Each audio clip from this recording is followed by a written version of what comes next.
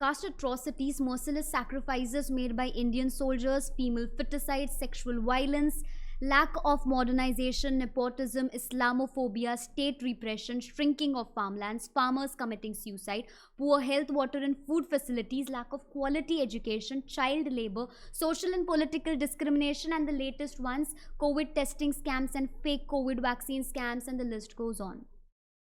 Indulging into literature related to Indian history and politics, I was brought up to believe that India became independent on August 15, 1947. While we claim our sovereignty from British rule long time ago, the perilous situations I mentioned earlier are still prevailing in our nation. And this compels me to question my freedom. Good morning everyone, my name is Mansi Parab and I'm here to express my view on the topic, are we really independent? A country cannot be independent unless its citizens can express their views and opinions based on national and strategic interests freely.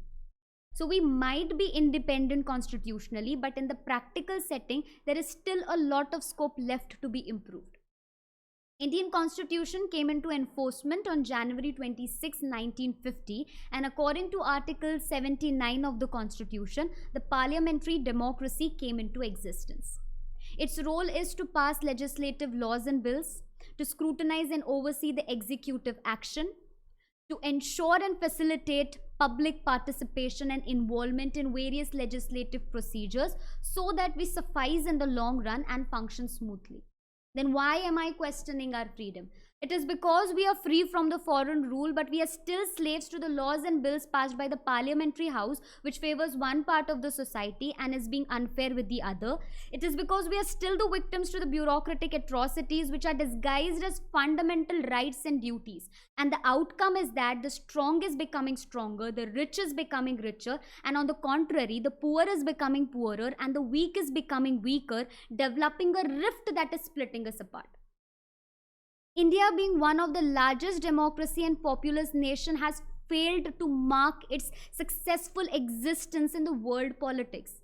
And the reason is that we preserve ourselves in a nutshell of democracy which says for the people, by the people, of the people. But the reality is that 65% of Indian population is illiterate and they are unaware about their constitutional rights.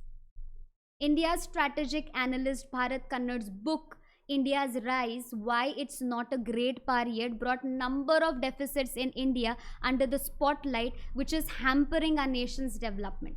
It comprises of the overly bureaucratic system, the inaptitude of local government and policies, the infirmities, social and political fragmentations, corruption and unbelievable poverty.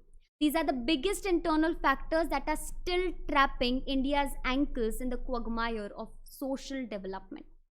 But then, if we want to change the scenario, it's important that we focus on the strengths of our nation.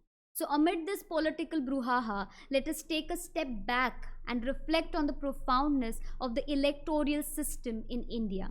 Because every time India goes to the electoral polls, it is touted as a marvel in the democratic world.